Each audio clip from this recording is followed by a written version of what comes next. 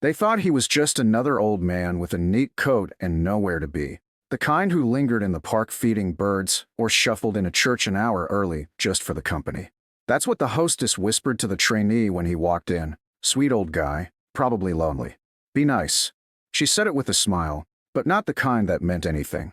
He didn't respond, just nodded gently, made his way to the far window seat, and sat down like he'd done it 1,000 times.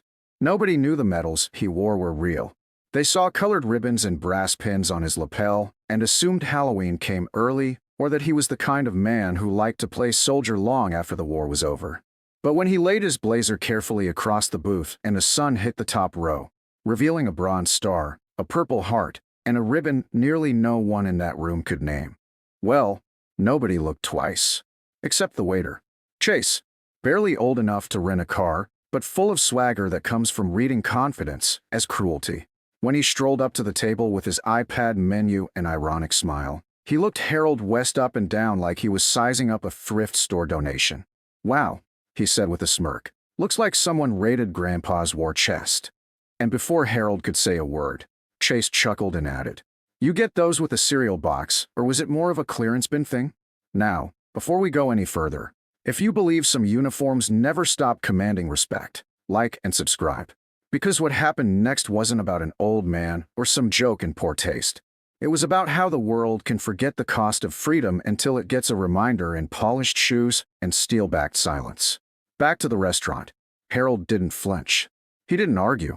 He just blinked slowly and looked out the window, watching the flag across the street flutter against a spring breeze. The same flag he'd once crawled through blood and sand beneath. The same wind he'd tasted from a helicopter bay with 5 dog tags in his shirt pocket. But Chase didn't see any of that. He saw a soft target.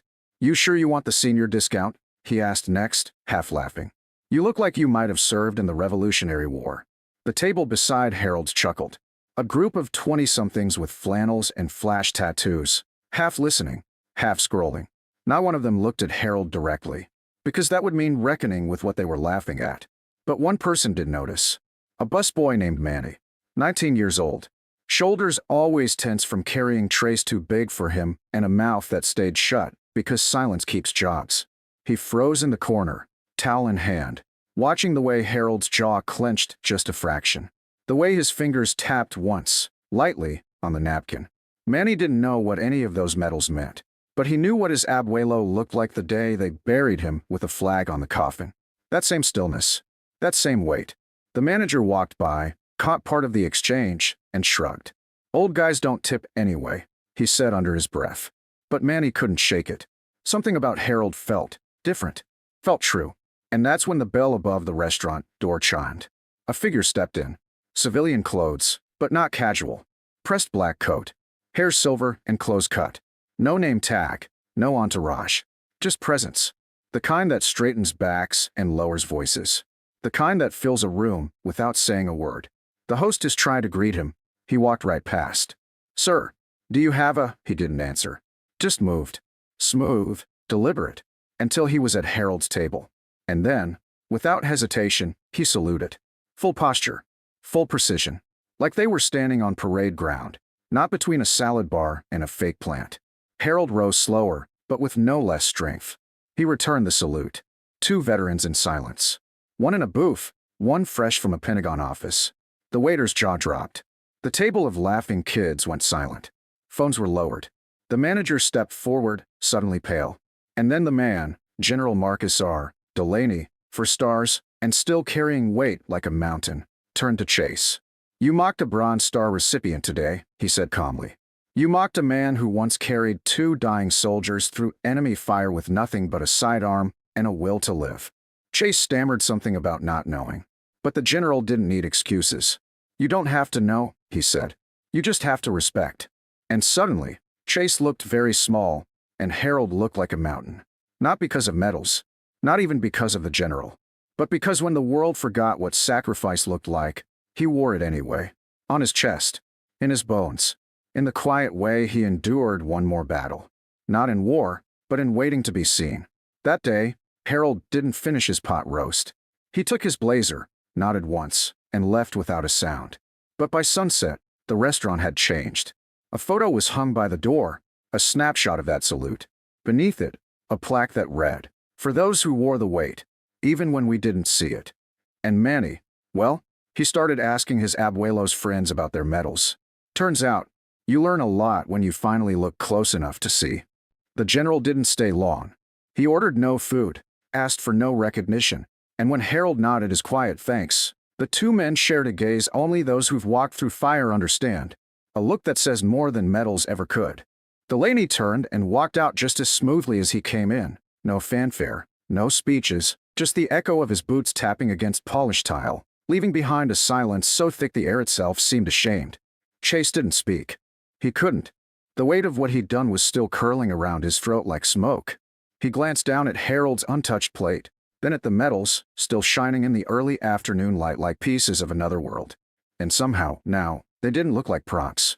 They looked like burdens. A table of influencers who had laughed earlier now stared into their water glasses.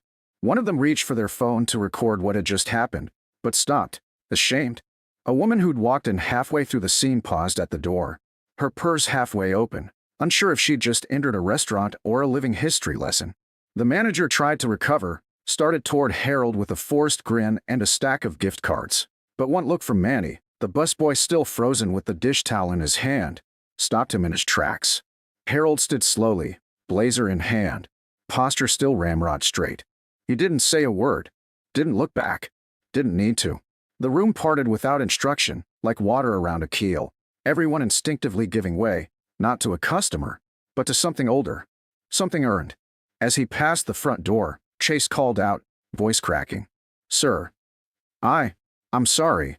Harold paused for only a breath, enough to let the moment land. Then, gently, he tipped his head and said the only words Chase would remember for the rest of his life, "Son, the lesson's free. The respect costs time." Then he left. And just like that, the temperature in the room changed. The laughter didn't come back. The playlist kept looping, but no one heard it anymore. The photo went up the next morning. No one asked whose idea it was. Maybe Manny. Maybe the general himself. All they knew was that it felt necessary. Like a signpost saying, "We see you now." And in the weeks that followed, something strange happened. Customers started asking questions. Quiet ones, respectful ones. "Do you know who that was? Did he really serve? Was that a real general?" And the staff, those who stayed, learned how to answer. Learned to tell the story. Not perfectly, not with all the medals memorized, but with the reverence of people who had seen something holy and almost missed it. Chase didn't quit. He stayed. And he learned. Asked Manny to teach him about the ribbons. Read every nameplate on the shadow box they framed next to Harold's table. He started saying "sir" more. Not out of fear, but habit. Respect is funny like that. It seeps into the bones once you've been humbled properly. And Harold? He never returned. Never needed to. Because he didn't leave behind silence. He left behind a mirror. And for the first time, the people in that room finally looked into it and saw their own reflection next to a man who once crawled through war so they could laugh in peace. The restaurant never advertised what happened that day, never posted a clip online, never chased viral headlines or wrapped the moment in hashtags. It didn't need to. The people who were there didn't forget, and the people they told carried the story like a folded flag. It passed in whispers between tables, in the way a young hostess now stood up straighter when an older man in uniform walked through the door, or how Manny, now working full-time, had taped a small photo of his grandfather inside the service station as a reminder that valor isn't something you post, it's something you protect. The framed photograph near the door became more than decoration, it became sacred. In it, Harold West stands straight as a pine at the edge of the booth, blazer buttoned, medals shining in the sunbeam that cuts across the table. And across from him, General Marcus Delaney, mid-salute, his expression calm, unbending, reverent. Below it, a brass plaque reads, "For the weight they carried when no one saw." People asked sometimes why there were 2 empty chairs beneath the photo, with place settings that never changed and cups that were always full of black coffee. The staff didn't always answer, but the regulars knew. Those were their seats.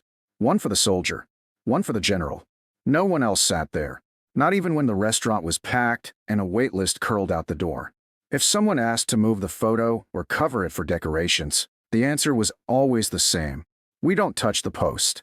That's what they called it now, Harold's booth, the post. Chase still worked there. He'd been offered other jobs since then, even promotions, but he stayed. Not out of guilt anymore, but out of purpose. Some days, when no one else noticed, he'd wet the frame with a folded napkin, gently clearing the fingerprints from the glass. On Veterans Day, he started wearing a ribbon on his apron, not to be thanked, but to remember. And every year, without fail, on the third Thursday in May, a black SUV would pull up quietly to the curb out front.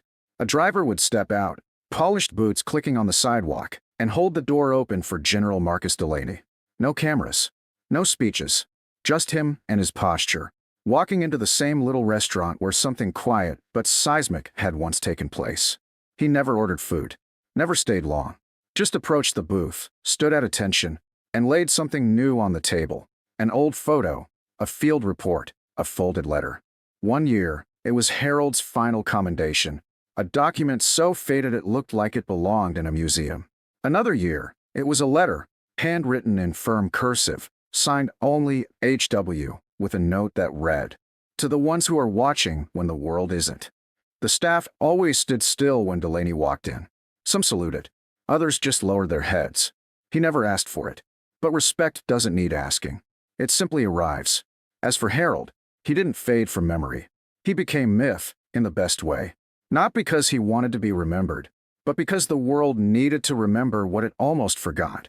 That sometimes, the man you dismiss with a joke is the reason you have the freedom to make one. That sometimes, the quietest one in the room carries the most weight. And sometimes, dignity walks out of a diner without saying a word, and still teaches everyone left inside how to stand taller. Long after the last war has ended, and the last parade has passed, and the last uniform has been folded away, there are still moments like this. Small, unexpected, but powerful enough to shift the ground beneath us. Because true respect doesn't come from a rank. It comes from recognition. From the way a stranger's silence can command a room more than any shout. From the way a four-star general saluting a retired sergeant can reset the moral compass of a dozen people too busy scrolling to see what mattered. And from the way a single photograph, hung near a booth that's never been touched, can remind us every day that some stories aren't just told. They are felt, and never forgotten.